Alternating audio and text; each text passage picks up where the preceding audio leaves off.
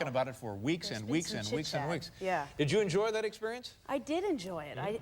You know, maybe this is for the best. I had no idea what I was getting into. Now, how is that possible that you did not know of Howard Stern? I know, he compares me to Yoko Ono. He says it's all a big lie, and because, you know, Yoko had no idea, had never heard John Lennon's music. He thinks I'm lying, but it's true. I grew up in New Jersey, but I'd never heard the radio show. You grew up in New Jersey, and you'd never heard of Howard Stern? I know. Oh. I just had never heard it. I was not a commuter, never listened to the radio. I mean, I knew who he was. I'd seen him on your show. You own a radio, right? Like an AM, FM job? I do. Radio? Snooze alarm, that kind of thing? I just never listened.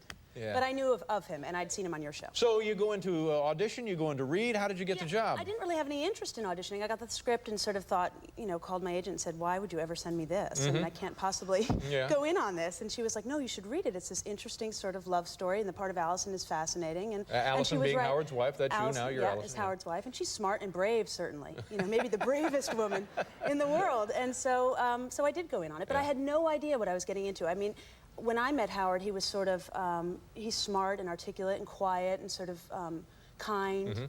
And the rest of this sort of disaster revealed itself throughout the shoot. Women would come up and just sort of whip off their tops and hand him a pen. And I was like, what are they doing? Like, I don't get it. I didn't understand. Did you and Howard become friends? I know there's like your love scene. We've seen it here on the show where you and Howard are... Yeah. There was some kissing. How did that go? Was that... It was fine. You know, he was self-effacing from the start and sort of like offering to bring in a vomit bag or a bag for his head or...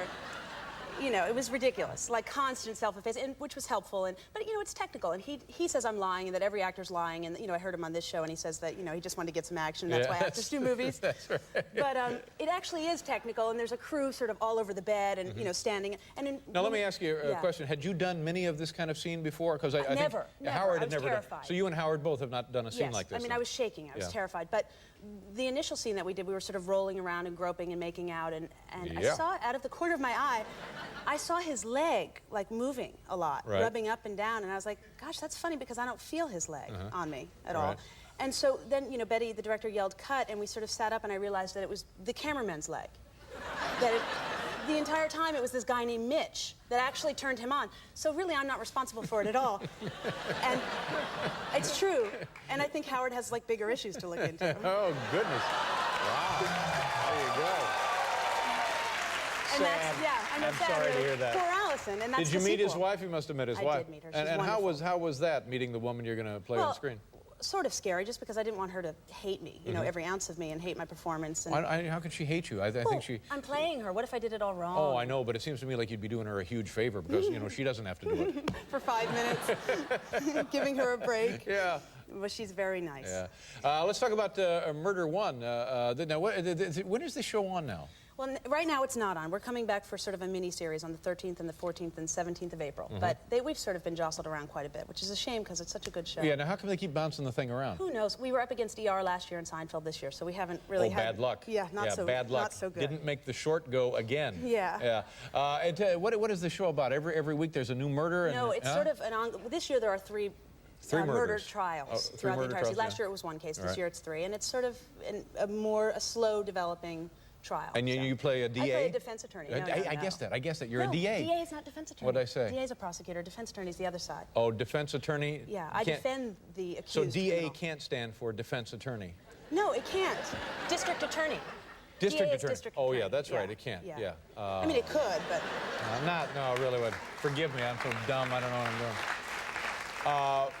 And so then the show is coming back on, and people, it's one of these things where people really love the show. And this is the time for people to tune in April, because it's a fresh start. So anyone who's missed it up until now can actually tune in. What did you do before you were like big time?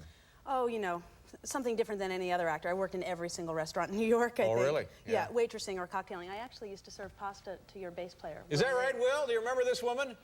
Yeah. What would he order? I don't know. I don't remember that. Pasta, but to Will, yeah. But the worst job I think I ever had was Tequila Slammer Girl. I don't know what that is either. Well, it's a good thing. I mean, I'm sorry I'm admitting it now for my father's sake, but I was a Tequila Slammer Girl. And that's TSG? Yeah, that's right. That's right. That's right. It was so grim. TSG. Yeah. Yeah. I know what it is, though. It was very grim. This is where you go around, you're loaded with tequila. You literally I wore a holster with tequila on one side and 7-Up on the other, and like a bra/halter top, your discretion. Right. And, you know, cut-off jean shorts and cowboy boots and a bandolier of shot glasses, and your job really is to go up to drunken men or to get them drunk and to sort of, you pour a shot in a little shot glass and you bang it on the table and you have to do this sort of scream, this tequila. Now, why do you have to bang it on the table? What's it fizzes, that do? the 7-Up and the tequila fizz. Oh, you mix them and they fizz, after the third shot, when they've already handed you a bunch of their money, it's mostly 7-Up. Cool. Yeah, it's really cool because they're still paying you $4 a shot, and you're like, thanks. And how long did you do this? About a year. And it was a bad gig. It sounds like a horrible year. gig. It was my saddest year to date. Yeah. Well, that's too bad. It was bad, and the scream is horrible. It's the sort of... You have to scream when you do this? You bang the shot glass on the table, and at the same... Right before you throw it down the guy's throat, you whip his head back, and you throw it down his throat, and you shake his head. As you scream, you have to go, well, this is what we had to do. After a few shots, I could do it. You go... Wow. Yeah. Like you when you won the lottery. Yeah. Remember that time you thought you won the lottery? I don't know. I don't remember. 17. Yeah. And oh no. Okay. Yeah. 17. Yeah. Oh, never mind. No, Jesus God. Well, that's only one number. Oh, that was the last number. That was the last number. Yeah. So it was. You must be very excited now because you're just days away from this thing opening up. I am. I'm so excited. Good for you. Congratulations. Thank you nice so meeting much. you. Have a good opening or whatever they say. We'll be right back with Fish.